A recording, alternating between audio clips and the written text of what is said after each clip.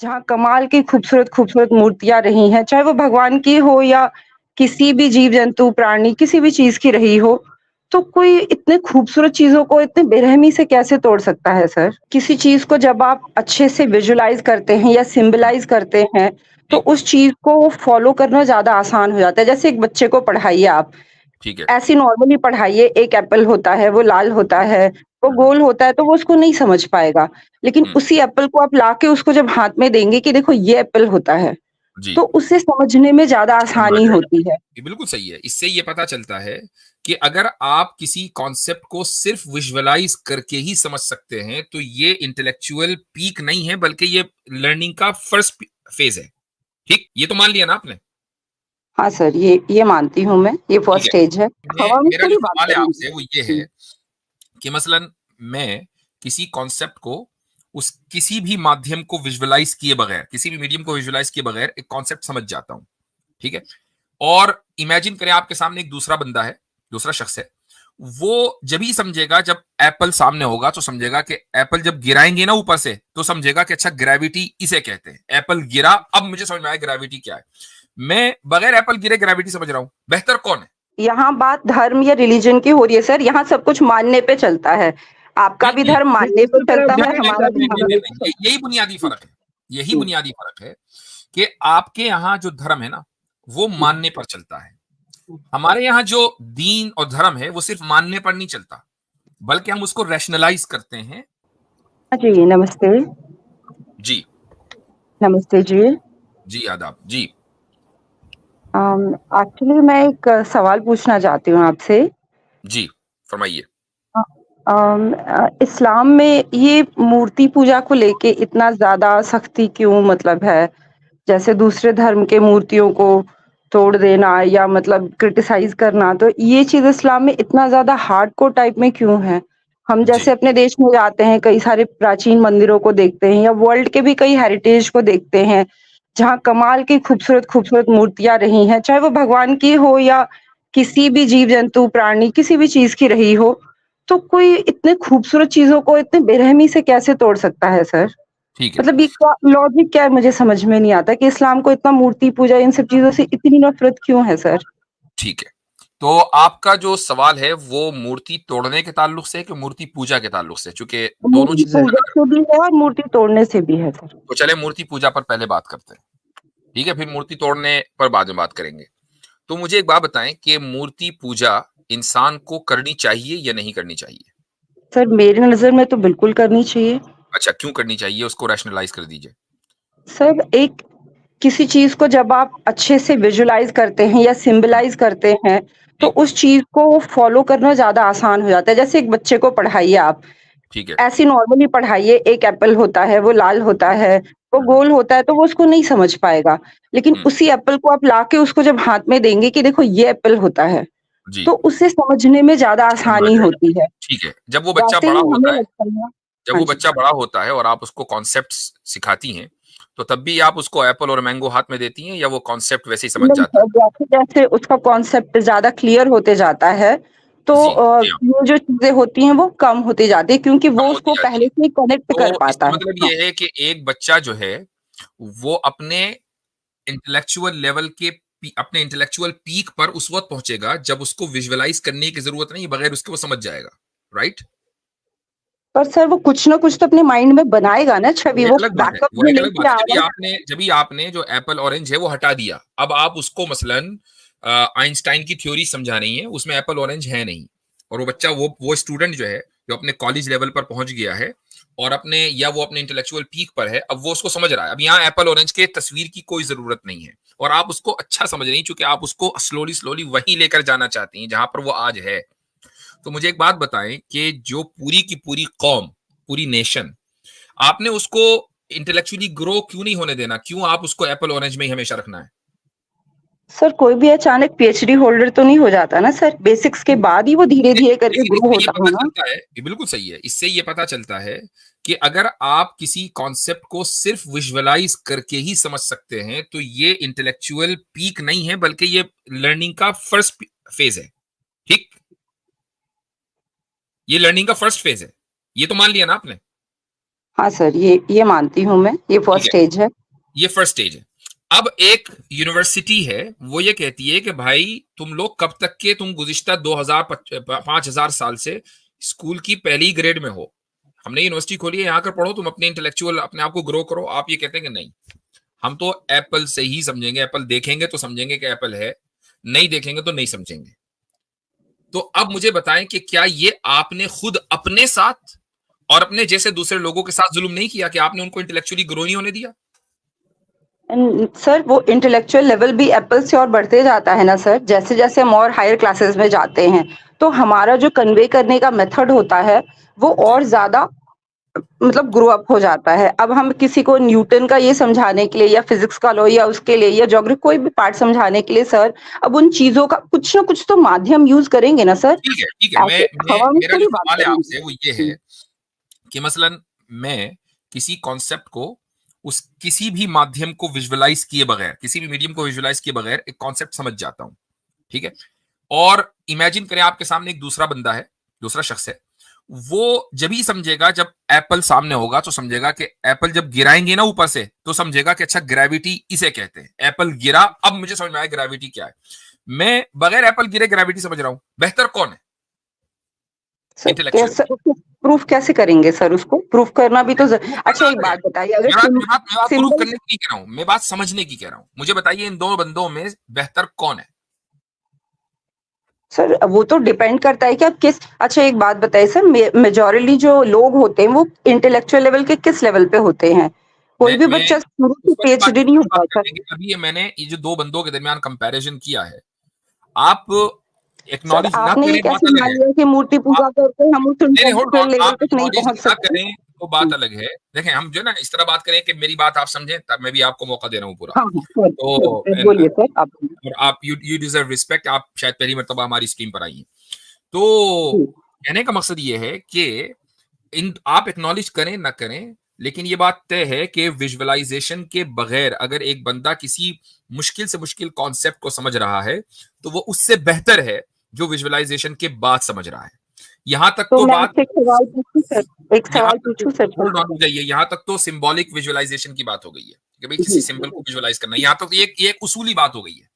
अब आप आगे आ जाएं, मूर्ति पूजा पर आ जाएं। ठीक है, वो क्या है देखें। क्या आप मुझे एक बात बताइए कि आपके नजदीक क्रिएटर एग्जिस्ट करता है या नहीं करता है? करता है सर। करता है, ठीक है। क्या आपने क्रिएटर की कोई इमेज देखी है कभी? नहीं, मैंने देखी नहीं। नहीं है, लेकिन ठीक है, पुरानी पुरानी हमारे परंपराओं से जो चलती आ रही है, मैं उसको अच्छे से विजुअलाइज़ कर सकती हूँ कि ठीक है। हाँ, मेरी ये जो चीज़ भी ऐसी इमेज चलती चलती आ रही है, जो भी इमेज चलती आ रही है, क्या आप ये कहती हैं कि ये गॉड की या क्रिएटर की ही इमेज है? सर वो तो मानने ना मानने के ऊपर है। नहीं, तो ये तो कोई बात ना हुई ना। एक आदमी अगर एप्पल को ऑरेंज माने तो वो ऑरेंज तो नहीं हो जाएगा ना, एप्पल एप्पल ही नहीं, रहेगा।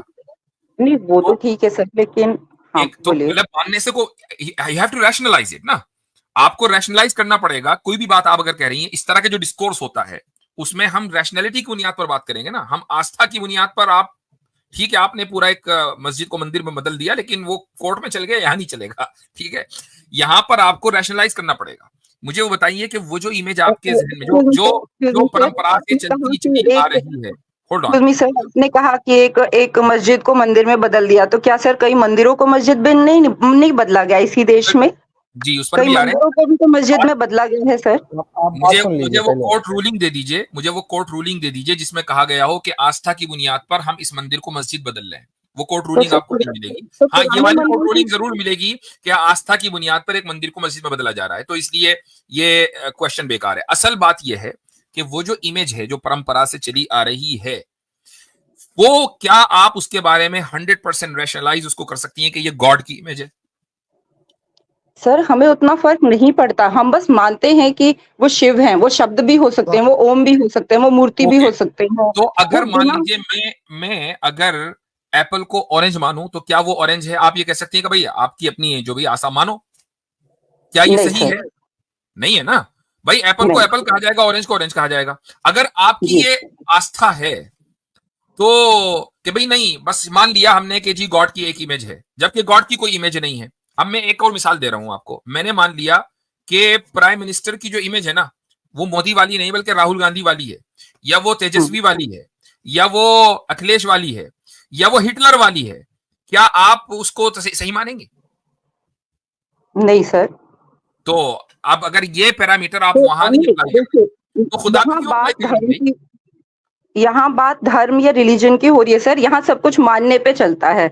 आपका भी बिल्कुल। धर्म मानने पे चलता है, हमारा भी मानने पे चलता यही बुनियादी फर्क है, यही है। बुनियादी फर्क है कि आपके यहाँ जो धर्म है ना, वो मानने पर चलता है। हमारे यहाँ जो दीन और धर्म है वो सिर्फ मानने पर नहीं चलता, बल्कि हम उसको रैशनलाइज करते हैं। हाँ, जरूरी नहीं कि हर एक आदमी को रैशनैलिटी पता हो, ये कोई जरूरी नहीं है, लेकिन अगर कोई रैशनैलिटी जानना चाहता है तो उसकी रैशनैलिटी मौजूद है। That's the point. एक मुसलमानों की, एक एवरेज मुसलमानों की बड़ी तादाद है कि उनको हर चीज की रैशनैलिटी नहीं पता। लेकिन अगर आप पंडित जी से भी ना मूर्ति पूजा की या इस तरह के जो कॉन्सेप्ट मैंने आपसे पूछे हैं उनकी रैशनैलिटी पूछेंगे, वो फौरन आस्था को लिया, भाई आस्था है। तो आपका धर्म चलता है आस्था पर, इस्लाम नहीं चलता। इस्लाम आस्था के साथ रैशनैलिटी ऐड करता है, ये है पॉइंट। सिस्टर, असल में इसको इसको इस तरीके से भी आप समझ सकती हैं। मैं इसको एग्जांपल देता हूँ कि जैसा कि आपने बताया कि आप किसी शिवलिंग को या किसी भी मूर्ति को विद ऑल ड्यू रिस्पेक्ट आप उसको क्रिएटर मानते हैं, तो आपके सामने एक ग्रुप ऑफ पीपल आ जाएगा, वो कहेगा हमारे यहाँ पे एक बहुत बड़ा सुअर था, उसने जो है उसने यहाँ पर फीकस, ठीक है, फीकल मैटर निकाला, तो इसको हम क्रिएटर मानेंगे। तो आपका दिमाग भी कहेगा भाई कि यार ये क्या बकवास है। नहीं, वो कहेंगे नहीं भाई हमारी आस्था है। तो फिर उससे क्या होगा ना, उससे क्या होगा कि डिस्कोर्स जो है ना वो बंद हो जाएगा। तो अभी आपने ये बात कही कि यह आस्था है, तो द डिस्कोर्स इज शट। फिर कोई बात नहीं होती बात करने की। फिर तो मैं मतलब वो ऐसी बात होगी कि मैं एक दीवार के सामने अपना सर पीट रहा हूँ। जी, तो अच्छा, एक एग्जैक्टली एक सवाल जो मेरे जहन में आया सिस्टर के लिए, वो ये कि अभी एक बीजेपी लीडर ने ये कहा कि जगन्नाथ जो हैं वो मोदी जी के भक्त हैं। तो बिल्कुल गलत है सर। मुझे तो नहीं, मिले तो 2 थप्पड़ लगाऊं उसको। क्यों? ये तो उनकी आस्था है। सर, आस्था का मतलब ये थोड़ी होता है कि आप भगवान से ऊपर इंसान को रखें। किसी भी धर्म में भगवान की आपने अलग आपने एक अब स्थान आप है, देखें, अब जो आप इंसान देखें को कि अल्लाह आपने 2 थप्पड़ लगाने की बात कर दी कि मुझे मिले मैं उसको 2 थप्पड़ लगाऊं, क्योंकि उसने भगवान से ऊपर एक इंसान को रखा है। हम ये कह रहे हैं कि इंसान का दर्जा तो पत्थर से ऊपर है। आप अगर उस भगवान से ऊपर पत्थर को रख दें, तो फिर आपको गुस्सा क्यों नहीं आता? आप ऐसे लोगों को 2 थप्पड़ क्यों नहीं लगाती? नहीं सर, हम उस पत्थर में भगवान नहीं देखते। हम सिर्फ उसको सिंबलाइज करने के लिए याद रख अगर ऐसा होता तो क्या हम खुद से मूर्ति बना के और खुद से विसर्जित करते? ये तो बता सवाल दीजिए ये है मुझे। कि अगर संबित पात्रा जो हैं वो मोदी जी में भगवान देख रहे हैं और वो भगवान भी जगन्नाथ से ऊपर है, तो आपको गुस्सा क्यों आ रहा है? उनकी आस्था है ना। नहीं, मोदी एग्जैक्टली जी में भगवान भगवान तो सब में है सर। भगवान आप में है, मुझ में है। एज अ पर्सन तो मैं मानती हूँ सब में भगवान है। नहीं, बात ये है लेकिन कि वो भगवान लेकिन जो है, जो आप मान रहे हैं, वो मेरी और आपका की पूजा नहीं कर रहा है। ठीक है, ये तो मान रहे हैं ना। ठीक है, हाँ, भगवान नहीं सब में आपके आपके एतबार से, वो लेकिन मेरी पूजा जगन्नाथ नहीं करूँगा सर, पर मैं उसका जगन्नाथ अंश हूँ। मेरी मैं आपकी पूजा उसी तो का नहीं कर अंश रहे हूँ। हैं। एक आदमी ने, जो कि संबित पात्रा ने ये कह दिया कि जी जगन्नाथ जो है वो मोदी जी के भक्त हैं, वो उनकी आस्था है। आप, मुझे नहीं पता कि इसमें नहीं, यही मसला होता है आस्था की बुनियाद पर, जब आप किसी चीज को रैशनलाइज नहीं करते तो कि एक कौन-सा आदमी की धर्म है आस्था जो कुछ भी आस्था हो के सकती बुनियाद है, पर नहीं तो चलता? फिर अब मुझे आपको बताओ। किसी भी सूरत में अच्छा। आपको एतराज का हक संबित पात्रा के खिलाफ नहीं होना चाहिए था। ये मैं सिर्फ कह रहा हूँ। नहीं, मुझे बताइए कौन-सा धर्म आस्था के अनुसार नहीं चलता? अगर आप मानते हैं भगवान हर जगह है, तो मस्जिद क्या करने जाते हैं? आप घर में क्यों नहीं प्रेयर कर लेते? आप काबा होगा। किस लिए जाते हैं? आप घर में क्यों नहीं प्रेयर कर ले? ये आस्था ही तो है कि ठीक वहाँ जाने पे मेबी मुझे कुछ बेटर फील होगा, मुझे कुछ ठीक अच्छा लगेगा। ठीक मेबी ये आस्था ही तो है सर। अच्छा, सही है, आपकी मैंने पूरी बात सुन ली। मैंने आस्था का इनकार नहीं किया। मैंने क्या कहा है, आपका धर्म जो है वो प्योरली आस्था पर है। हमारा जो धर्म और दीन है ना, वो आस्था के साथ रैशनलाइज करता है हर चीज को, तब आस्था होती है।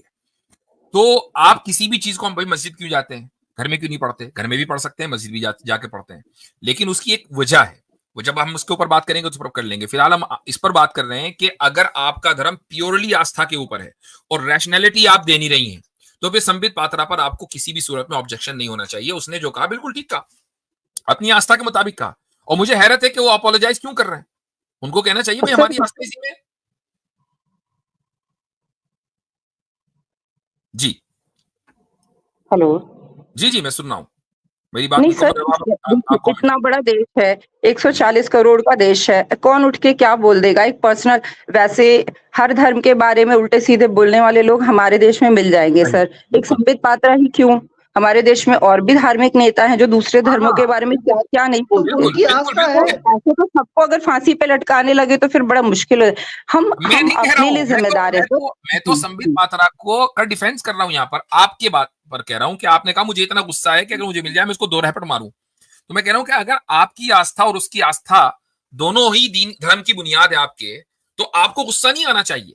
That's the point. ये उड़ीसा के उनकी लोगों को आस्था है। गुस्सा नहीं आना चाहिए तो कि उन्होंने ये भी बीजेपी के बॉयकॉट का ऐलान कर दिया कि हम इसको वोट नहीं देंगे, और संबित पात्रा को आकर जो है फिर अपोलोजाइज करना पड़ा, और बड़ी बड़ी लीडरशिप को अपोलोजाइज करना पड़ा। करना ही नहीं चाहिए था। वो कह रहे भाई हमारी आस्था है। सर, ये भी तो हमारी आस्था है कि भगवान हमसे ऊपर है, हम उनके भक्त हैं। कोई भगवान को हमारा भक्त बना दे तो ये तो बिल्कुल हमारे जो लॉजिक्स है उसके खिलाफ है। हम नहीं एक्सेप्ट करते इसको सर। अच्छा चलें, इसी को लेते हैं। आपने कहा कि जी भगवान हमसे ऊपर है। अच्छा, क्या भगवान आप में है हर जगह और हम सब में है? कण कण में है, सब में है कण-कण सर। में है। तो ठीक है। तो हमारा धर्म इसके कहता है वसुधैव कुटुंबकम, चलो हर जीव में। तो जब वो हर चीज में है, हर चीज में भगवान है, तो फिर भगवान हर चीज से ऊपर कैसे हुआ? सर, हम उसके अंश हैं, संपूर्ण नहीं है। भगवान ठीक है। संपूर्ण है, हम उसके अंश हैं सर। Gods का बना है हजारों भगवान। अरबों खरबों में हम उनके अंश हैं सर। ठीक है, कहने का मकसद ये है कि अगर आपने ये कहा कि एक इंसान भगवान से ऊपर नहीं हो सकता, हालांकि भगवान उस इंसान में मौजूद है, तो ये गलत है। I agree with you. ठीक। अब मुझे बताएं कि क्या एक पत्थर भगवान से ऊपर हो सकता है? सर, मैंने आपको अभी समझाया कि हम उस पत्थर की पूजा नहीं करते हैं। हम्म। हम उस पत्थर की पूजा नहीं करते हैं सर। हम उस पत्थर में ऐसा विजुअलाइज करते हैं, हम असल में उस शक्ति की पूजा करते हैं। वो पत्थर नहीं भी रहेगा, कल हम दूसरा पत्थर लाके पूजा करेंगे। ऐसा दूसरा होता पत्थर तो लाएंगे ना, परमानेंट पत्थर दूसरा होता पत्थर सर। लाएंगे ना। कल को अगर वो हाँ, पत्थर न रहे, आपको पत्थर ही नहीं मिल रहा है, तो आप हमारा पूजा अगर करेंगे? मूर्ति विखंडित हो जाता है, हम दूसरी मूर्ति ले आते हैं। हम दूसरी हर मूर्ति साल लाते हैं ना। लक्ष्मी मैं कहता गणेश हूं जी कि की अगर मूर्ति ले आपको आते हैं। होल्ड ऑन, अगर आपको मूर्ति ना मिले कहीं, मान लीजिए आप ऐसी जगह रहती हैं आज हर चीज प्लास्टिक की है, वो प्लास्टिक की मूर्ति बन नहीं सकती, पत्थर है ही नहीं, तो अब आप पूजा करेंगी? बिल्कुल करेंगे सर। किस तरह करेंगी बताएं? तो हमारा धर्म तो हवा, पानी, सूर्य, सर मैं सूर्य की पूजा करूंगी, मैं वायु की ओहो। पूजा करूंगी, मैं जल की पूजा करूंगी। हम तो वो ठीक प्रकृति की है। पूजा आप करने वाले अगर लोग हैं सर। चलें, अगर आप सूर्य की पूजा करती हैं, तो सूर्य की कर लें, फिर आपको मंदिर में वो क्यों चाहिए, यानी स्टैच्यू? सर, हमारा धर्म एक, जैसे आप कहते हैं ना कि एक चीज में हम प्रकृति को भी मानते हैं, लेकिन डिफरेंट वे ऑफ मतलब उसको एक्सप्रेस करने का तरीका अलग-अलग हो सकता है। नहीं नहीं, हजरत जैसे अगर बात जैसे बात दुनिया में प्योर प्योर जैसे दुनिया लॉजिकली में और एक मिनट रैशनली सर, होनी जैसे चाहिए। आपने दुनिया कहा में कि कोई अगर भी अगर अगर मूर्ति नहीं होगी तो हम तो सूरज की कर लेंगे, तो सूरज तो है, मूर्ति तो आपको खराब हो जाती है, दूसरी लानी पड़ती है। आप सूरज की पूजा करें ना सीधे, मूर्ति लाने की मस्जिद पे स्थापित करने की जरूरत क्या है? और सर, हजरत इन्होंने सिंबल्स अभी एक भी बात हर धर्म में इम्पोर्टेंट होते हैं ना सर। बिना सिंबल्स के हम अगली पीढ़ी को कैसे बताएंगे कि ये जो डीटी थे वो कैसे दिखते थे, क्या उनकी आप खूबियां थी। हाँ, तो ये जो डीटी थी कैसे दिखते थे, तो वो डीटी तो कभी गॉड तो दिख ही नहीं सकता ना। तो जो आप दिखा रहे हैं अपनी नस्ल को, वो आप गलत बता रहे हैं। सर, आपने कहा कि गॉड दिख नहीं सकते, हमारे धर्म में तो गॉड अवतार लेते हैं, इसी धरती पे आते हैं, बार बार आते हैं सर। अब अच्छा चलें, अब अवतार की बात करते हैं। 1 मिनट रुक जाइए। आतिफ आप कुछ कह रहे थे? आतिफ रैयान। जी हजरत, इन्होंने कहा कि चूंकि ये खुद को कह रहे हैं कि हम भगवान का अंश हैं, इसका मतलब ये है कि भगवान इन पे डिपेंडेंट है। अंश का मतलब वही होता है कि आप भगवान से जुड़े हुए हैं। अगर आप जी कहीं हट जाएंगे, भगवान आप पे डिपेंडेंट है और आप भगवान पे डिपेंडेंट है। जी, ये भी एक मसला है। रुक जाइए। अब हम मसलन अवतार की बात करते हैं। ठीक है, आपने कहा कि हमारे धर्म में अवतार जन्म लेते हैं। अच्छा, ये जो अवतार हैं ये क्या हैं? ये भगवान के रिप्रेजेंटेटिव हैं या ये भगवान है? सर, ये भगवान के विभिन्न रूप हैं, भगवान के ही विभिन्न रूप हैं। भगवान के विभिन्न रूप हैं। तो अब एक बात बताएं कि क्या एक आदमी का एक रूप दूसरे रूप से बेहतर हो सकता है, या दोनों रूप बराबर होते हैं? दोनों अच्छे रूप हैं, कोई बुरा रूप नहीं है, लेकिन दोनों रूप बराबर होंगे या एक दूसरे से बेहतर होगा? सर, एक पिता के 10 संतानें हैं, क्या वो अलग-अलग नहीं हो सकती? अलग-अलग नहीं दिख सकती? तो अगर हाँ, आप अभी तो क्या सीता की है। बात कर रहे हैं, हाँ, रूप की तो बात नहीं कर सीता रहे, है। लेकिन रूप मैं बताता हूँ किसको कहते हैं। रूप और संतान में फर्क है।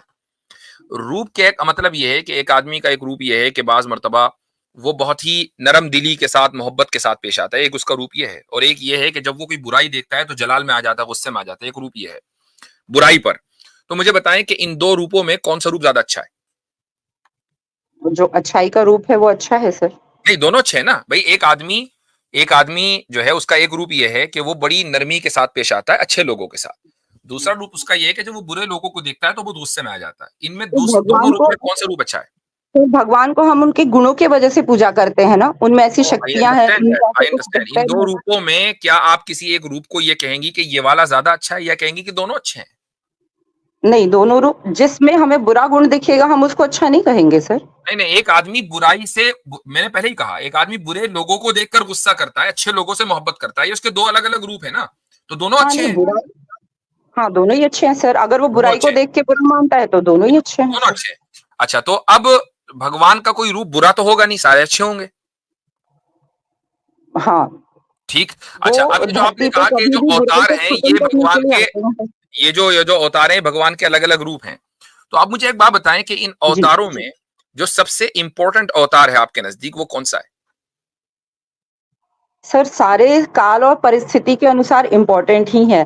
जैसा काल और समय रहा है उस आज के अनुसार इस वो समय देवता में, आए आज हैं, के इस उन्होंने उस, समय में सबसे ज्यादा इंपॉर्टेंट अवतार आपके नजदीक कौन सा है, जिसको आप, जिसकी पूजा करती हो? सर हम सारे अवतारों की पूजा करते हैं। मैंने सबसे इंपॉर्टेंट पूछा है। जैसे चूंकि चूंकि जैसे एक आप अवतार है, सारे एक पैगंबरों अवतार की है, पूजा बराबर एक करते अवतार हैं। है कि जिनको सबसे ज्यादा इंपॉर्टेंस दी जा रही है, वो कौन है? वो है राम जी। ठीक है भाई, जय श्री राम के नारे नहीं नारे के साथ सारे काम हो रहे हैं ना आजकल। राम जी को सबसे ज्यादा, राम राज्य यानी पूरा राज्य राम के ऊपर है, पूरा राज्य सर, कृष्ण के राम जी ऊपर नहीं है। से, हमारे देश में पूरा राम जी राज्य से जो है, ज्यादा मंदिर शिव जी के हैं। पूरा शिव पूरा जी के राज्य जो गांव है, गांव में मैं एक शिवलिंग सवाल है। कर रहा हूं आपसे। कृष्ण जी महाभारत के जो युद्ध था, जो जंग थी, उसमें उनका बुनियादी किरदार है। ठीक है, उनका बुनियादी रोल है। अर्जुन को वही तो सिखा रहे थे ना। तो आप कृष्ण राज्य छोड़कर आप राम राज्य पर आ गए, जो के बाद के हैं। तो इसका मतलब क्या हुआ कि आपने राम को ज्यादा इंपॉर्टेंट, राम जी को ज्यादा आपने इंपॉर्टेंस दी कृष्ण जी के मुकाबले में, जबकि महाभारत आपके यहाँ बहुत ज्यादा इंपॉर्टेंट है। उसको छोड़ दिया आपने, गीता को छोड़ दिया आपने, राम जी को आपने ज्यादा कैसे इंपॉर्टेंस दे दी। पूरे मुल्क की आपने जो कैसे छोड़ पॉलिटिक्स है, पूरे आपने मुल्क की कैसे जो सोचा कि पॉलिटिक्स छोड़ है, दिया? पूरे मुल्क की जो पॉलिटिक्स है वो राम जी के इर्द गिर्द आ गई। अच्छा, एक सर तो आप आपका, पॉलिटिक्स पे क्यों आ गए आप, सर? आप नहीं नहीं, मैं पॉलिटिक्स पे पॉलिटिक्स की क्यों बात आ नहीं कर गए रहा हूँ। Sir? Okay, let's leave it aside. मुझे एक बात बताएं कि क्या खुदा जन्म ले सकता है, उसका कोई रूप जन्म ले सकता है? जी। बिल्कुल ले सकता है सर, अवतरित हो सकता है। वो माँ के गर्भ से जन्म नहीं लेते, वो स्वयं उत्पन्न होते हैं, वो आते हैं। यानी राम जी के माँ बाप नहीं थे? नहीं, माता पिता तो थे सर, लेकिन क्योंकि वो बायोलॉजिकली उनका जन्म हुआ कि नहीं हुआ? उनके अवतार सर, हम उनको जन्म नहीं कहते, हम उनका अवतार कहते हैं। तो आप कुछ भी मतलब कहेंगे, अवतरित उनका हुए, धरती पे बायोलॉजिकली अवतरित हुए। हाँ, बायोलॉजिकली उनका जन्म हुआ या नहीं हुआ? हाँ हुआ सर, हुआ सर। हुआ। तो खुदा के किसी रूप का बायोलॉजिकली जन्म हो सकता है, क्योंकि रूप बायोलॉजिकल नहीं होता। फॉर योर सर काइंड हमारे इंटेंशन। तो जितने भी हमारे देवता हैं, जितने भी अवतार हैं, वो आम इंसानों की तरह आम लोगों के बीच में रहे हैं, ताकि जो नॉर्मल इंसान है वो सीख सके उनसे। वो नॉर्मल दिखते हैं, वो नॉर्मल इंसानों जैसा बिहेव करते हैं, उनके लाइफ में भी सुख दुख आते हैं, वो भी रोते हैं, वो भी हंसते हैं, ताकि आम इंसान उनसे कनेक्ट कर पाए अपने आप को कि ये भी तो हमारे ही तरह थे। अब आज के डेट में हम लोग कहते हैं कि राम जी जैसे इंसान ने जब दुख भोगा, जब उन्हें परेशानी आई, तो हमारी क्या औकात है? या सीता जी के साथ ऐसा, मतलब जो भी हुआ अपना उनके लाइफ में, उनके दुख आए, तो हम क्या चीज हैं? तो ये चीजें हमें कनेक्ट करने में हेल्प करती हैं सर। ठीक है, वेरी गुड पॉइंट। देखें, मैं इस्लाम का कॉन्सेप्ट आपके सामने रखता हूं कि आपने कहा कि भाई इंसानों को सीखने में मदद मिलती है। तो हमारे यहाँ जो कॉन्सेप्ट है वो ये कि अल्लाह ताला ने इंसानों के दरमियान अपने मैसेंजर्स भेजे हैं, अपने प्रॉफिट्स भेजे हैं। वो खुदा नहीं थे, ठीक है, खुदा उनमें नहीं था। खुदा ने अपने मैसेंजर्स यानी रिप्रेजेंटेटिव्स इस दुनिया के अंदर भेजे, जो बायोलॉजिकल ह्यूमन थे। उनके माँ बाप थे, उनकी जिंदगी में हंसी थी, खुशी थी, गम थे, परेशानियां थी, तकलीफें थी, हर वो चीज एक आम इंसान की जिंदगी में होती है, वो उनकी जिंदगी में थी, और उन्होंने अपनी जिंदगी को परफेक्शन के साथ जिया। तो हम उससे प्रेरणा लेते हैं कि यार हमारी जिंदगी भी ऐसी होनी चाहिए, ठीक है। लेकिन हम उनकी पूजा नहीं करते हैं, क्यों? क्योंकि वो खुदा नहीं है। यहां फर्क आ जाता है कि आप अवतार को मानते हैं, जितने भी अवतार हैं, और आप उनका मकसद यही बयान करते हैं कभी मकसद ये है कि भाई हम उनसे सीखें चूंकि वो हमारे जैसे ह्यूमन थे बायोलॉजिकली। लेकिन फिर जो सर प्रॉब्लम आती है वो ये सुन लीजिए मेरी बात, जो प्रॉब्लम आती है वो ये आती है कि आप उनमें भगवान को बिठा देते हैं और उनकी पूजा शुरू कर देते हैं। मुझे एक बात बताएं कि अगर वो पूजनीय हैं, अगर आप उनकी पूजा करते हैं, तो फिर वो हमारे जैसे नहीं है, वो हमसे कहीं ऊपर है कि वो उनकी पूजा की जा रही है। अंबिया और प्रॉफिट्स की पूजा नहीं की जाती। अब हमने उनको वो स्टेटस दिया जो एक इंसान को दिया जाता है। हाँ, हमसे बेहतर वो इस माना करें कि मोरली बेहतर है, वो गॉड से कनेक्टेड इस माना करते हैं कि गॉड से मैसेज ले रहे थे, लेकिन वो पूजा नहीं, पूजा होगी सिर्फ गॉड की होगी। ये फर्क है। अब मुझे एक बात बताइए कि अगर हम गॉड को वो हक दे रहे हैं, वो मकाम दे रहे हैं कि पूजा सिर्फ गॉड की होगी, किसी और की नहीं होगी, क्या ये मकाम गलत है? क्या उसको ये स्टेटस देना गलत है? सर हम तो नहीं, आप पूजा, हम भी तो ब्रह्म की पूजा करते हैं सर। ब्रह्म से ही विष्णु निकले, ब्रह्म से ही शिव निकले। हम भी पूजा तो एक ही ईश्वर की करते हैं सर, लेकिन तो उनके फॉर्म अलग अलग हैं, उनके फॉर्म अलग अलग हैं सर। ब्रह्म से ही विष्णु निकले, क्या मतलब? निकलने का क्या मतलब है? पैदा हुए या हाँ, बनाया? उनके अलग अलग, या हाँ, ब्रह्म उनकी ने अलग अलग बनाया? शक्तियों से, निकलने का क्या उनके मतलब है? अलग अलग शक्तियों से सर। एक जी, क्रिएटर बने, एक ने क्रिएट किया वर्ल्ड को, एक चलाते हैं, एक डिस्ट्रॉयर हैं। तो ये अच्छा ब्रह्म के ही अलग अलग स्वरूप हैं सर। अच्छा, एक ये राम तीन जो के है, एक चलाते हैं, राम भी एक ने चार पैदा स्वरूप है। किया, और एक जो है वो डिस्ट्रॉयर है। ये तीनों अलग हैं कि एक हैं? ब्रह्म के ही रूप हैं ये तीनों, दिखते अलग हैं पर हैं एक ही के अंश, एक पिता के तीन ओ पुत्र। ट्रिनिटी। एक पिता के तीन पुत्र हैं, ठीक है, लेकिन तीन पुत्र अलग अलग तो होते हैं, हाँ, तो अलग अलग है ना सर। अलग अलग हैं, ठीक है। और अच्छा, डीएनए ये तो तीनों सेम है काम सर। सुन लीजिए, ये तीनों काम खुद पिता कर सकता था कि नहीं कर सकता था? यानी वो पैदा भी करता, चलाता भी और डिस्ट्रॉय भी होता। वो पिता के अंदर ये सलाहियत थी कि नहीं? सर वो ठीक है, लेकिन सारा काम खुद क्यों करना सर?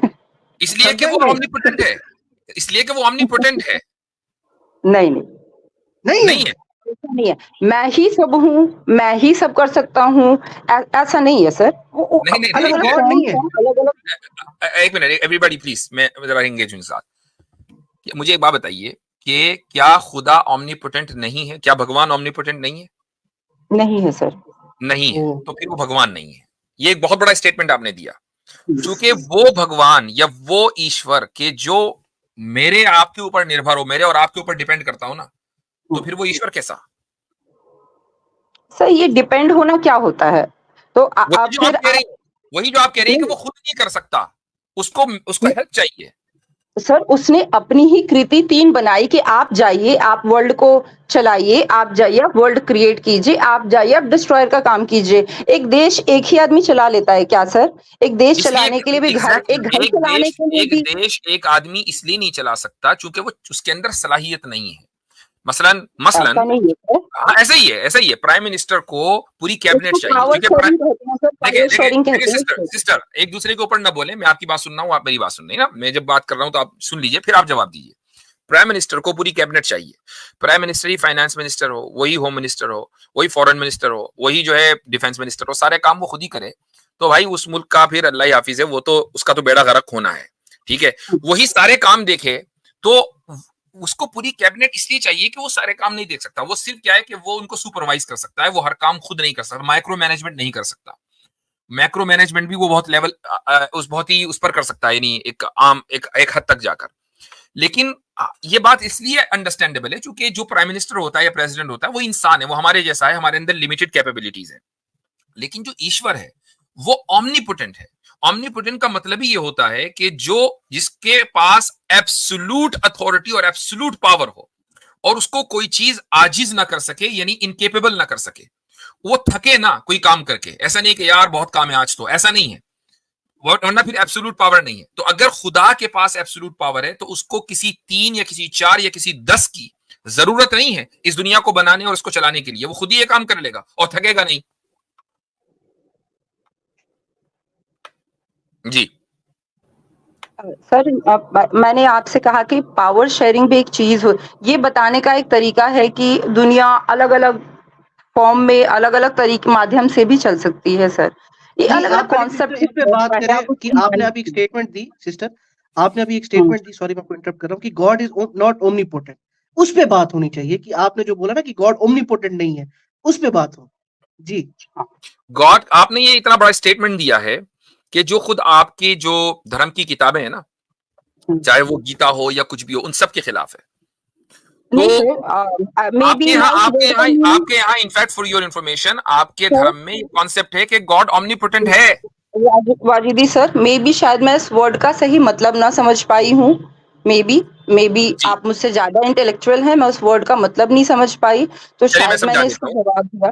हाँ जी। मैं बता देता हूँ। ऑमनीपोटेंट का मतलब होता है कि वो हस्ती, वो जात के जो हर चीज के ऊपर ताकत कुदरत रखे, ऑल पावरफुल तो वो सर है। उसका सारा काम तो और उसमें परफेक्ट और होना उसमें चाहिए सर। उसमें फिर उसमें किसी शेयरिंग की जरूरत ना हो, किसी के ऊपर डिपेंडेंसी की जरूरत ना हो, जो हर काम के ऊपर उसको कुदरत हो बगैर किसी थकावट के, वो ऑल पावरफुल है।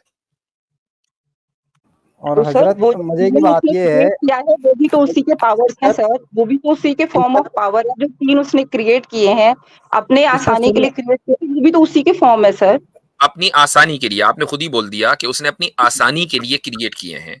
तो भाई आसानी के लिए हम कोई काम इसलिए करते हैं क्योंकि हमें परेशानी हो रही है, तभी तो आसानी आएगी ना। जिसको परेशानी हो रही हो वो ऑल पावरफुल कैसे हो सकता है? एग्जैक्टली। सर जो बहुत पावरफुल होता है क्या वो अपने पावर शेयर नहीं कर सकता? हाँ, बहुत बहुत नहीं, ऑल पावरफुल। ऑल पावरफुल नहीं करेगा, बहुत पावरफुल करेगा। हाँ। मसलन प्राइम मिनिस्टर बहुत पावरफुल है, वो करेगा शेयर, लेकिन ऑल पावरफुल नहीं करेगा, क्यों सर? इसलिए कि वो ऑल पावरफुल है। उसको जरूरत ही यही तो नहीं है। कॉन्सेप्ट है, यही ये तो क्या कॉन्सेप्ट है। लग इस चीज को समझना जरूरी है कि ऑल नहीं, पावरफुल का मतलब ही ये होता है। कुरान खुद ही कहता है ना, वमा मस्सना मिन लुगूब, हमें कोई थकावट नहीं हुई, क्योंकि थकावट अल्लाह ताला को हो ही नहीं सकती। आपने कहा कि खुदा ने, ईश्वर ने अपनी आसानी के लिए तीन को जन्म दिया है, जो भी क्रिएट किया, ये तीन ये काम कर रहे हैं। जो आसानी का लफ्ज आपने बोला है ना, यही असल में वो, ये इसलिए नहीं बोला कि आपसे, आपकी गलती से आपके मुंह से निकल गया, नहीं, बल्कि ये पूरी एक डॉक्ट्रिन है जिस पर आप जिसको आप सीखती चली आई हो और आज तक यहाँ आप उस डॉक्ट्रिन को फॉलो करती आ रही हैं। वो डॉक्ट्रिन यही है कि सर भाई मैं खुदा ने आगे अपनी भी आसानी फॉलो के लिए, करूंगी। वो अपनी आसानी के लिए खुदा ने तीन को जन्म दिया या तीन को क्रिएट किया। ये जो आसानी है ये उसके लिए होगी जिसको किसी तरह की कोई परेशानी हो। गॉड को परेशानी जैसे ही हो, वो गॉड नहीं है, वो एकदम डिस्क्वालीफाई हो जाता है। तो सर जिसे हम परफेक्ट कह रहे हैं क्या उसकी दुनिया में कोई कमी नहीं है सर? उसकी दुनिया परफेक्ट है जो बहुत ऑल ये दो पावरफुल है। अलग अलग मान चीजें लीजिए हैं, धर्म ये का दो भी अलग ऑल अलग चीजें हैं, पावरफुल है। ये दो अलग अलग चीजें हैं। उसकी दुनिया परफेक्ट है, या इस अभी हम, ये एक अलग सवाल हो जाएगा कि भाई परफेक्शन किसे कहते हैं, लेकिन हम डिरेल कर जाएंगे अपने इस इनिशियल जो कॉन्वर्सेशन है उससे। नहीं सर, एक्चुअली वाजिदी सर, मेरा क्वेश्चन तो ये था कि मूर्तियों से इतनी नफरत क्यों है सर? हम कहीं और जा रहे हैं। ये जी, मूर्तियों इतनी आपकी सुंदर जबान से खुद ही कलाकृतियां, निकल गया। इतनी देखें, सुंदर नफरत खूबसूरत की बात दुनिया। सिर्फ इतनी है, मैं सिंपली बता देता हूँ। नफरत इसलिए है सिर्फ मूर्तियों से, यानी एक मान लीजिए आपने अपना फोटो दिया, भाई मेरा फोटो आपके सामने आ रहा है, मुझे इससे कोई नफरत नहीं है ना, तभी तो आ रहा है, मैं खुद कैमरा खोल के बैठा हूं। बात मूर्ति की नहीं है, बात खुदा की मूर्ति की है। जैसे ही आप ये कहते हैं ना कि खुदा के जिसकी मूरत नहीं है ये उसकी मूर्ति है, तो आप खुदा की ब्लास्फेमी कर रहे हैं। बिल्कुल ऐसे ही जैसा कि आप मोदी जी का जहां फोटो लगना था वहां हिटलर का फोटो लगा दें, तो ये मोदी जी की तौहीन है और वो सुप्रीम कोर्ट चले जाएंगे आपके खिलाफ और आपको अंदर कर दिया जाएगा। ठीक है, बिल्कुल ऐसे ही ये अगर खुदा जिसकी मूर्ति नहीं है, जिसकी कोई मूरत नहीं है, जिसकी कोई सूरत और शेप नहीं है, जो ऑल पावरफुल है, जो अनलिमिटेड है, तो अगर आप मूरत बनाते हैं और ये कहते हैं कि ये खुदा की मूर्ति है, ये ईश्वर की मूर्ति है, तो आपने उसकी तौहीन की है। और जब आप खुदा की, ईश्वर की और परमेश्वर की तौहीन करें, तो जो परमेश्वर को उसी तरीके से मानते हैं जैसा कि मानना चाहिए, जाहिर है कि उनको तो गुस्सा आएगा। नहीं तो ये सर तो ये सीधी आपकी चीज है। सोच है। बिल्कुल एग्जांपल ऐसे ये दें। ही आपकी जैसे सोच कि है ना। आपको संपित पात्रा की बात पर गुस्सा आया, बस इतना ही मुफ्ती फर्क है। साहब, वालिद वाली एग्जांपल अगर दे दें, वो जो बड़ी मशहूर हो गई थी, अगर सिस्टर उससे हो जाए। नहीं, चले वालिद। कोई बात नहीं, ठीक है। ठीक है। नहीं सर, मुझे हम मंदिरों में जाते हैं, हमें एक्चुअली बहुत दुख होता है और हमें कभी-कभी लगता है कि कैसी संस्कृति है जो दूसरे संस्कृतियों का रिस्पेक्ट नहीं करती, जो दूसरे कल्चरों का रिस्पेक्ट नहीं करती, बेदर्दी से तोड़ दिया, फोड़ दिया, मतलब कोई भी चीज़ क्यों कि इस तरह से चीज़ें देख के बहुत लगता है कि क्या कल्चर है, क्या ये बैकग्राउंड लेके आए होंगे, क्या सीखा होगा उन्होंने। और ये नहीं कि इंडिया में सर, पूरे वर्ल्ड में ये चीज़ें हुई हैं, तो कोई इसका हमें स्पेशल लॉजिक तो दिखता नहीं है सर। सिर्फ जी, ये कहना कि मूर्ति में आपका हमें बहुत अच्छा नहीं, लॉजिक नहीं, बोलने दे, हाँ, जी जी जी, जी। जी, नहीं सर बोलिए आप, मुझे बस इतना ही कहना था, बोलिए सर। ठीक है। तो आपने एक ये इल्जाम लगाया कि भाई हम जब मंदिरों में जाते हैं तो हमें बहुत गुस्सा आता है कि यार ये कैसा कल्चर है कि इन्होंने मंदिर तोड़ दिए, ये कर दिया, वो कर दिया। ठीक है, मैं आपको बताऊं कि जितने भी मंदिर इंडिया में तोड़े गए हैं पास्ट में, उसमें तोड़ने वाले आप ही के कल्चर के थे। ठीक है, चाहे वो ज्ञान वापी हो, और बाबरी मस्जिद की बात में तो यह है कि कोर्ट ने खुद ही मान लिया कि यहाँ मंदिर था ही नहीं, तो उसको तो छोड़ दीजिए। इसके अलावा कोई भी जितने भी मंदिर आपको दिखे हैं ना कि भाई इनको तोड़ा गया है, तोड़ने वाले कौन थे? तोड़ने वाले हिंदू खुद थे। उसकी दलील सुन लीजिए। मुझे एक बात बताएं कि आज की तारीख में मुसलमानों की पॉपुलेशन इंडिया में अगर उसका परसेंटेज देखें, बहुत बाद में आप 25%, 30%, इससे ज्यादा हो ही नहीं सकते, पॉसिबल नहीं है। ठीक है, गवर्नमेंट रिकॉर्ड में वो 16-18% है, इससे ज्यादा नहीं होते। लेकिन अगर आप मुगल एरा में चले जाएं, तो मुगल एरा में या उससे पहले खिलजी एरा है, तुगलक एरा है, उसमें मुसलमानों की पॉपुलेशन कितनी थी? 1%, 2%, इतने ही तो थे ना। तो 2% जो है वो, और हुकूमतें कितनी थी पूरे भारत में? जगह जगह राजे रजवाड़े थे कि नहीं? उनकी आर्मी के अंदर हिंदू थे कि नहीं? भाई जाहिर बात है 2% तो डिक्टेट नहीं करेंगे ना। तो अब ये राजे रजवाड़े जो है खुद ही एक दूसरे के मंदिर तोड़ रहे थे। आपने कभी ये सवाल किया कि भाई ये आपस में ही क्यों राजे रजवाड़े एक दूसरे का मंदिर तोड़ते थे? उसकी वजह ये थी कि मंदिर जो है, मैं बता रहा हूं आपको, मंदिर जो है वहां पर सबसे ज्यादा एक तो स्पिरिचुअल स्ट्रेंथ तो वहां से मिलती है, प्लस क्या है, फाइनेंशियल स्ट्रेंथ भी वहां से मिलती है, क्योंकि चढ़ावे मंदिर पे चढ़ते हैं। वहां से जो चढ़ावे आते हैं, आज भी मंदिरों के चढ़ावे गवर्नमेंट के कंट्रोल में है। ठीक है, इंडियन गवर्नमेंट के कंट्रोल में है, क्योंकि पता है कि स्ट्रेंथ यहीं से मिलनी है, फाइनेंशियल। तो मैंने आपकी बात बहुत ही सब्र से सुनी है, मेरी बात सुन लीजिए। तो जब एक राजा दूसरे राजे के ऊपर हमला करता था, और तो वो क्या करता था कि भाई इनकी जो सप्लाई लाइन है ना वो काटो, इनको स्पिरिचुअली भी वीक करो और इनको फाइनेंशियली भी वीक करो। और उसके वीक करने का तरीका यही था कि वो दूसरे के मंदिर पर अटैक करता था। अच्छा, अब आप ये कह सकती हैं कि यार वो दूसरे के मंदिर पर अटैक क्यों करता था? मसला है आस्था का, क्योंकि उस आदमी की उस मंदिर और उस मंदिर में रखी हुई मूर्ति से कोई आस्था थी ही नहीं। बात यही है कि आपने इतने सारे खुदा जो है क्रिएट कर लिए हैं कि उड़ीसा का खुदा अलग है, और जनाब कश्मीर का खुदा अलग है, और राजस्थान का अलग है। तो जब राजस्थान, इमेजिन करें आप, अगर आज से 2000-4000 साल पीछे चली जाएं, तो राजस्थान का बादशाह या राजा अगर उड़ीसा के राजे पर हमला करेगा, तो उसके नजदीक जगन्नाथ की कोई वैल्यू नहीं है। वो जगन्नाथ आमिर भाई बोल रहे जगह बना दे। हाँ, जगह बनाए भाई आतिफ रैयान के लिए। तो ये बात है। तो जो आपको मंदिर टूटे हुए नजर आते हैं या कहीं भी अगर उसका कोई सबूत है, तो उसमें 99% जो किरदार है वो हिंदुओं का है। ये आपको सवाल हिंदुओं से करना चाहिए था। और आज भी क्या आपने किसी मुसलमान को देखा कि भाई सऊदी अरब का जो मुसलमान है ना, उसने दुबई के मुसलमानों पर हमला करके उनकी मस्जिदें शहीद कर दी? क्या कभी देखा? क्यों? क्योंकि सब मुसलमानों के नजदीक, मस्जिद अलास्का में हो कि वो श्रीलंका में हो, मस्जिद अल्लाह की है। वन्नल मसाजिद लिल्लाह, कुरान में आ गया कि मसाजिद अल्लाह का घर है। तो कोई मुसलमान मस्जिद इसलिए नहीं तोड़ेगा कि ये दूसरे मुसलमान की मस्जिद है। तोड़ते हैं सर मस्जिद दूसरे, जैसे मैं पाकिस्तान में अक्सर सुनती हूँ कि शियाओं का तोड़ दिया, किसी और अलग अलग इससे तोड़ते हैं सर। वो मस्जिद नहीं, अगर कोई मस्जिद टूटी है, मैं तो कुरान के से आपको हवाला दूंगा कि कुरान में सूरह तौबा में एक वाकया है। अल्लाह ताला ने फरमाया कि ये जो मस्जिद के नाम पर एक इमारत बनी है ना, जिरार नाम से, इसको तोड़ दें। आप सल्लल्लाहु अलैहि वसल्लम ने मस्जिद के नाम पर बनी हुई इमारत को तोड़ दिया, क्योंकि मस्जिद नहीं थी। मस्जिद, आप सल्लल्लाहु अलैहि वसल्लम मौजूद है दुनिया में, मदीना के अंदर, मदीना में ही एक दूसरी मस्जिद आपकी इजाजत से बन जाए, तो क्या उसको मस्जिद कहा जाएगा? ये ऐसे ही है। मसलन अगर आप ये कहें कि भाई एक पार्लियामेंट तो दिल्ली में है, एक पार्लियामेंट हम मुंबई में बनाएंगे, तो ऑब्वियस सी बात है हुकूमत उसको तोड़ देगी। क्या मतलब है दूसरी पार्लियामेंट बनाने का? भाई पार्लियामेंट तो वही वैलिडेट होगी ना, या असेंबली वही वैलिडेट होगी जिसको गवर्नमेंट वैलिडेट करे, वरना वो वैलिड नहीं होगी, कॉन्स्टिट्यूशन वैलिडेट करे। जी।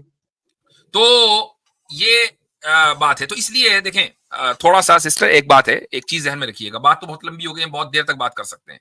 मेरा आपसे मकसद जो है वो आपसे कोई डिबेट करना नहीं था। आई रियली रिस्पेक्ट यू कि आप यहाँ करने नहीं आई थी, मैं तो अपने मन का वो तकलीफ बताने आई थी कि जब हम मंदिरों में जाते हैं और टूटे हुए मैं आपकी इस तकलीफ को ही हल्का करना चाहता हूँ, ताकि आप जब नेक्स्ट टाइम जाएं तो आप इस तकलीफ को लेकर न जाएं। देखिए, किसी की इबादत गाह को तोड़ना बुनियादी तौर पर, किसी की भी इबादत गाह को तोड़ना बुनियादी तौर पर गलत है। इस्लाम की ये तालीम नहीं है। हम किसी भी जगह की इबादत गाह को अगर मतलब कोई टूटे, कोई किसी भी टूटे, तो हम उसके खिलाफ हैं। यह है हमारा बुनियादी अकीदा, बुनियादी तालीम। अब अगर हिस्ट्री में कुछ लोगों की इबादत गाहें टूटी हैं, तो उसके पीछे पॉलिटिकल रीजंस हो सकते हैं, उसके पीछे खुद कम्युनल रीजंस हो सकते हैं। जैसे मैंने आपको बताया कि खुद हिंदू इन्वॉल्व थे, तो आप उसको ये नहीं कह सकती कि भाई ये इस रिलीजन का फॉल्ट है या रिलीजन के सारे मानने वाले ऐसे ही होते हैं। मैं तो खुद बैठकर आपके सामने मैं एक पढ़ी लिखी मतलब ये हूँ, मैं खुद हिस्ट्री की लेक्चरर हूँ सर। हमने आज तक अपने इतिहास की किताबों में या मैंने और भी किताबें स्टडी की, सर ये लॉजिक मैंने कहीं नहीं पढ़ा जो आप कह रहे हैं कि हिंदुओं ने हिंदुओं के मंदिर तोड़े। यही तो मसला है। हमारे नहीं पढ़ा है सर हमने कभी। वही तो है मैं ना, तो क्यों नहीं? क्योंकि देखिए आपकी किताबों में लिखा नहीं है। मैं कैसे वो जज बात नहीं नहीं, करूँ लिखा आपको? है, लिखा है भाई, लिखा है। आपने वो किताबें नहीं पढ़ी, वो किताबें नहीं जिन पढ़ी। किताबों में नहीं लिखा है। देखें मुझे किसी भी फील्ड के मुझे वैसे एक रेफरेंस दे दीजिए, एक सुन लीजिए, रेफरेंस, एक बुक दे दीजिए। अभी दे रहा हूँ, अभी दे रहा हूँ। मैं मसलन मैं इस्लाम का एक स्टूडेंट हूँ, मैंने इस्लाम को बहुत पढ़ा है, अपने बचपन से पढ़ा है, लेकिन मैं ये नहीं कह सकता कि मैंने इस्लाम की हर किताब पढ़ ली। मैंने जितना पढ़ा है ना, वो उसके मुकाबले में बहुत कम है जितना मैंने नहीं पढ़ा। ठीक है, तो अब अगर आप हिस्ट्री की लेक्चरर हैं, इसका मतलब ये नहीं कि आप हिस्ट्री की एक एक चीज को जानती है। अभी मैं आपको एक नाम दूंगा ना, तो आप फौरन कहेंगे नहीं ये तो जो है टुकड़े टुकड़े गैंग का है। बात यही है कि एक जो पॉलिटिकल इस वक्त मसला चल रहा है, उसमें ये किया कि भाई हिस्टोरियंस को भी डिवाइड कर दिया। ये हिस्टोरियंस हैं लेफ्टिस्ट, ये हिस्टोरियन है बिल्कुल सही वाले। राम पुनियानी का नाम सुना होगा आपने। राम पुनियानी की आप किसी भी किताब को उठाकर देख लीजिए, रेफरेंस के साथ वो बात करते हैं। उसमें उन्होंने साबित किया है कि कितने कितने टेम्पल्स को जो है हिंदुओं ने, राजे रजवाड़ों ने तोड़ा है। मेरे पास किताबें मौजूद है राम पुनियानी की। अभी करंट में कोई हिस्टोरियन सर? राम पुनियानी तो करंट अभी का है भाई, अभी जिंदा है, वो बंबई में रहते हैं। तो इनकी बुक हमें क्यों नहीं पढ़ाई जाती सर? अब ये तो आप, I mean why are you complaining to me? ये तो आप तो खुद हिस्टोरियन हैं, तो आप खुद देखें कि हिस्ट्री अगर कहीं लिखी हुई और इस वक्त जो कंटेम्प्रेरी हिस्टोरियंस हैं वो ये किताबें लिख रहे हैं, तो आपने क्यों नहीं पढ़ी? ये सवाल तो आपसे होना चाहिए। मैं तो वाकई मेरे लिए शॉकिंग है कि हिंदू ने, और मैं जब तक खुद से पढ़ूंगी नहीं सर, मैं इस फैक्ट को मानूंगी नहीं सर कि हिंदुओं ने हिंदुओं के मंदिर तोड़ दिए सर। That's your choice. आपको कोई कभी भी कोई, हम आपके ऊपर कभी थोप ही नहीं सकते कोई चीज। मैंने, आपने रेफरेंस मांगा, मैंने एक ऑथर का रेफरेंस दे दिया, आप उनकी वेबसाइट पर जाइए, सारी किताबें मौजूद हैं। आई डोंट नो कि वो डाउनलोडेबल है नहीं, मेरे पास तो हार्ड कॉपी है, तो आप उन हार्ड कॉपी परचेस करें, वो उस पर मिल जाएगी अमेजोन वगैरह पर, आप उसको पढ़िए। अगर आपकी ये सर फील्ड है तो इसका ये तो जरूरी आपकी हम ड्यूटी है कि आप हम सही, आप हिस्ट्री पढ़ें। सर हम सनातनी तो इस सोच के हैं कि कोई एक पत्थर भी रख देता, उस पे सिंदूर लगा देता है सर, तो हम बिना प्रणाम किए नहीं गुजरते। हम मंदिर क्या तोड़ेंगे सर? किसी और का मंदिर है तो मान लिया कि हमारा ही है। अब ये देखिए तो जी, हमारी राम सोच है पुनियानी मुसलमान तो है नहीं, वो खुद हिंदू हैं, वही लिख रहे हैं। ठीक है, सर। तो मैंने अब आप इस चीज उनको को कह पढ़ा नहीं करके, है सर, चूंकि इस ये वजह से मैं आपसे आपकी कंसर्न पर्सनल करती हूँ। आस्था हो सकती है कि आप जो है कहीं भी सिंदूर लगा दें तो उसको माथा टेकने लगे, ये आपकी पर्सनल आस्था हो सकती है। राम पुनियानी मुसलमान नहीं है, मैं ये कहना चाह रहा हूँ। अस्सलाम वालेकुम तमाम वालेकुम साथी। सलाम आमिर भाई। अच्छा यार, ये आपका लोगो कुछ बदल गया, मुझे नजर नहीं आ रहा था जी, सॉरी। बड़ी मादरत चाहता हूँ। पहले जी तो सबको प्यार भरा सलाम, बहुत शुक्रिया जगह बनाने के लिए। वालेकुम हज़रत सलाम। जज़ाकल्लाह। हज़रत ये शंकराचार्य जी हैं, जो कि देश में चंद बड़े शंकराचार्य जी हैं, जी जो कि बड़े-बड़े जो परंपराएँ हैं या संस्कार हैं, उनका ये समझ लें कर्तव्य उनका वही है, वो देखते हैं उन चीज़ों को। अभी रिसेंटली राम मंदिर में जो श्री राम जी की प्राण प्रतिष्ठा का जो पूरा संस्कार किया गया है, वो भी उन्होंने देखा। उनमें एक शंकराचार्य जी हैं कि जो बेसिकली इलेक्शन कैंपेन भी लड़ी और अपनी पार्टी भी रखते हैं। जी वो अलग बात है कि उनके कैंडिडेट को हटा दिया गया, उस पॉलिटिक्स के अंदर हम डिटेल में नहीं जाना चाहते। उन्होंने आरोप लगाया है कि नरेंद्र मोदी साहब ने, श्रीमान नरेंद्र मोदी साहब ने 2000 साल पुराने काशी के अंदर मंदिर तोड़े हैं, जिनमें 2500 यानी 2500 साल पुरानी मूर्तियां पड़ी हुई थी, तोड़े हैं। टाइम्स ऑफ इंडिया की रिपोर्ट के मुताबिक करीबन 80 के करीब मंदिर हैं जो सिर्फ गुजरात के अंदर तोड़े गए हैं। तो जो आप बात कर रहे थे कि जब भी आप किसी हिस्ट्री को आप खंगालते हैं, डीप डाउन डिग करते हैं, तो आपको पता चलता है कि किसी ये रिलीजियस प्लेस को तोड़ने की कोई पॉलिटिकल वजह भी रही हो सकती है। अब ये इल्ज़ामात हैं, इस वक़्त तक जो स्टैट्स हमारे सामने, एक जगह पर तो मैं पढ़ रहा था, अगर कहेंगे तो ये जो 2 मैंने बातें की हैं, इसको तो रेफ़रेंस में दिखा दूँगा। अलबत्ता ये चीज़ हकीकत है कि कुछ लोग तो यहाँ तक बात कर रहे हैं, अब हो सकता है कि वो अपोज़िशन है या पॉलिटिकल कोई गेन है, मैं अभी ये बात नहीं कर रहा, मगर लोग यहाँ नहीं तक बात सर, कर मैं रहे ये हैं आज कहना के दौर चाहती हूँ में। कि अगर मोदी जी ने सिस्टर ज़रा 2000 मुझे मंदिर बात तोड़। सिस्टर ज़रा मुझे बात हाँ करने ज़रा ठीक प्लीज़। है, आपकी बोलिए मर्ज़ी। बोलिए। आपने कहा आप एजुकेटेड हैं, तो मैं समझ रहा था आप सुनेंगी। Thank you. जी, हाँ, अच्छा, बोलिए बोलिए। मोदी साहब ने 2000 मंदिर नहीं तोड़े, 2000 साल पुराना मंदिर तोड़ा है, अकॉर्डिंग टू शंकराचार्य जी, जिन पर आरोप, और उन्होंने उस पर कोर्ट के अंदर अर्जी भी दी कोर्ट पे ऑब्जेक्शन भी, अपना पिटीशन भी दायर की है कि मोदी साहब ने ये मंदिर क्यों तोड़े हैं, इसके तोड़ने की वजह नहीं पता, सवाए सिर्फ ये कि अपने जो इंफ्रास्ट्रक्चर खड़ा करना है या इन्वेस्टमेंट करनी है कंस्ट्रक्शन के माध्यम से, वो सारा उनका जो चक्कर, जो इन पर इल्जाम लगता है। अभी यहाँ तक बात सामने आ रही है कि मोदी साहब ने इतने मंदिर तोड़ दिए हैं कि इतने तो मुगलों के ऊपर भी आरोप नहीं था, इतने मंदिर तोड़ दिए हैं, यहां तक बात आ रही है। तो मेरे सामने आर्टिकल्स खुले हुए हैं, मैं आपको दिखा दूंगा, ये आज की बात है। तो जो मुफ्ती साहब बात कर रहे थे कि किसी धार्मिक स्थान के ऊपर कई दफा पॉलिटिकल या राजनीतिक जद में आ जाता है, मिसाल के तौर पर जो एंटी इंक्रोचमेंट वाले हैं वो आ जाते हैं, जैसे राम मंदिर के करीब छोटे छोटे 25-25 साल 30-30 साल पुराने लोगों के जो स्टॉल्स थे, चाहे वो हिंदू हैं चाहे वो मुसलमान हैं, वो रोड पर आ गए हैं। 30-30 साल पुरानी लोगों ने अपना वहां पर बिजनेस शुरू किया हुआ था, राम मंदिर शुरू हुआ है और लोगों की लंबी पट्टी सारी की सारी खाली कर दी है। तो ये चीजें हैं, मैं बहरहाल माजरत चाहता हूँ, इसके अलावा भी मैं कुछ अर्ज करूंगा, मगर मैं चाहता हूँ कि मुफ्ती साहब ने जो बात कर दी है काफी जी, है।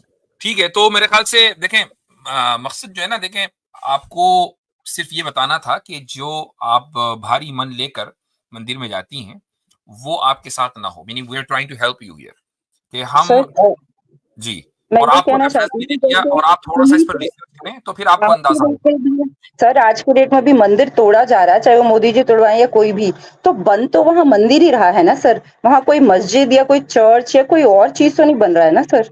तो एक बड़ा देखें, मंदिर सॉरी, बनवाने के ये मुझे अगर साबित हमने करें, इस छोटे मंदिर को दीदी अगर हटाया, दीदी, जो बन तो 2000 वहां साल मंदिर ही पुराना रहा है मंदिर, ना सर। ऐसा तो 2000 नहीं हो साल, रहा कि उसको तोड़ के जो मस्जिद बना लिया। जी, आमिर मोदी भाई कुछ साहब कह रहे ने हैं। जी, मोदी साहब ने जो मंदिर तोड़ा है, वहां दिखाएं कौन सा मंदिर बनाया है, सर काशी के वहां अंदर जो मंदिर विश्वनाथ तोड़ा मंदिर गया है। बना है सर, मैं खुद अब गई फिर हूँ दूसरे वहां से, दूसरे काफी देखें, बड़ा कॉरिडोर बना है। एक उसूली बात सुन लीजिए, एक उसूली बात सुन लीजिए। अगर भगवान हर चीज में है ना, तो फिर वो मस्जिद में भी है। आपको कोई मसला होने नहीं चाहिए। जी मंदिर जी तोड़ के जी। मस्जिद बने तो मसला क्या है?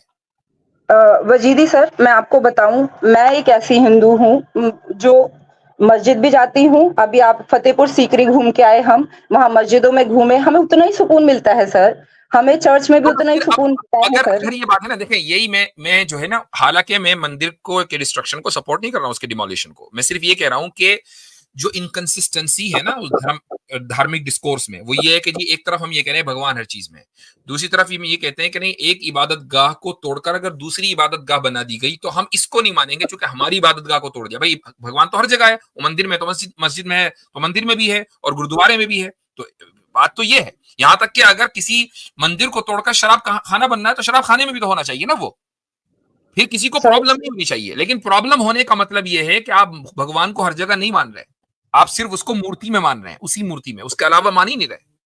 सर कहने हम को तो क्या है? फिर जान भी डालते हैं। सच बात बोल रही हूँ, मैं जहाँ भी जाती हूँ सर, मुझे मुझे हर जगह उतना ही सुकून मिलता है। अब मैं तो कला और देख के, मुझे मस्जिद भी देख के उतनी खुशी होती है कि कितनी खूबसूरत कला है, कितनी ढंग से बना हुआ है ये। हो अच्छा सकता है कि मैं मुफ्ती उसको साहब, अलग सॉरी करके सॉरी, मैं निकल के इंटरप्ट कर मस्जिद। रहा हूँ। हमारे बैकग्राउंड में नीचे चैट में हमारे एक योहान भाई भी एक अर्ज कर रहे हैं, रोना, कि हाँ, हमारे बुद्धिस्ट मोनेस्ट्रीज को भी जो है वो तोड़ा गया, तो ये क्या बात कर रहे जी हैं? जी जी, वो ये बुद्धिस्ट है भी बाय द वे। गलत है सर, वो भी गलत है सर, वो भी गलत है। हाँ, तो चलें, अब इस वो भी गलत वो इसलिए हुआ क्योंकि पॉलिटिकल पहले सूरत हाल यही थी।